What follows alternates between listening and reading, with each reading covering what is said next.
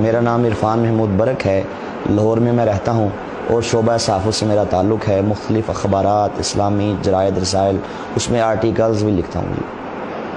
ہمارے خاندان میں جو قادیانیت کا جو سلسلہ ہے وہ میرے دادا سے شروع ہوا۔ بچپن کے زمانے میں انہوں نے قادیانیت کو قبول کر لیا۔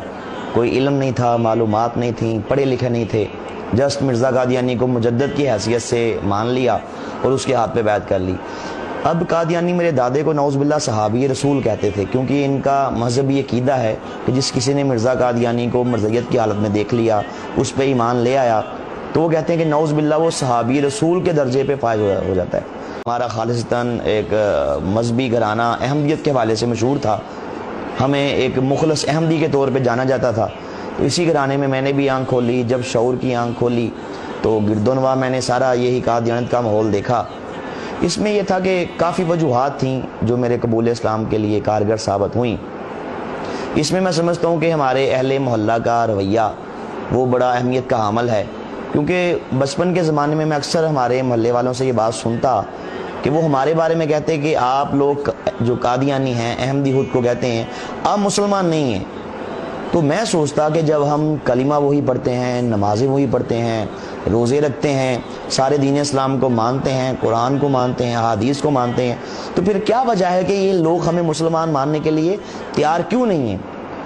ہمارے اہل محلہ ہمارا بائیکاٹ کرتے، اگر ہمارے محلے میں کوئی تقریب ہوتی خوشی کی، اس میں ہمیں مدعو نہ کیا جاتا، کسی بھی قسم کے معاملات میں ہماری مداخلت جو ہے وہ اس کو برداشت نہ کیا جاتا۔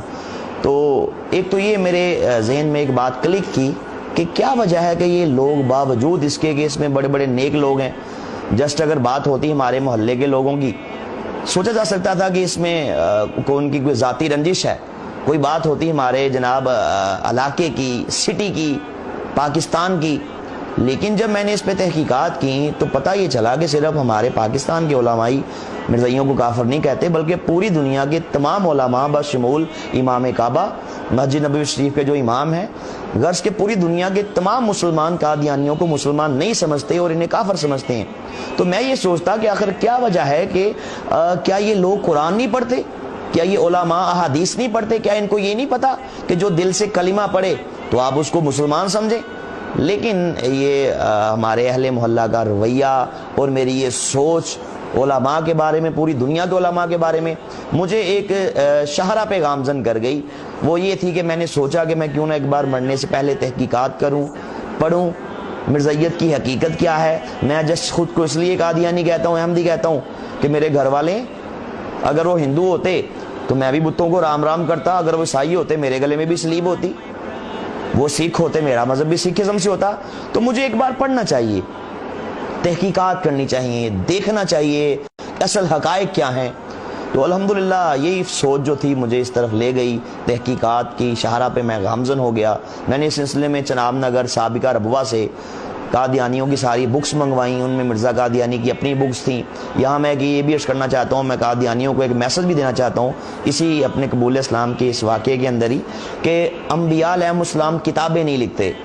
1,24,000 کم و بیش انبیاء علیہ السلام جتنے بھی دنیا میں تشریف لائے، کسی نبی نے کتاب نہیں لکھی، بلکہ انبیاء پہ تو کتابیں آسمان سے نازل کی جاتی ہیں اللہ پاک کی طرف سے، خود سے انبیاء رائٹر نہیں ہوتے۔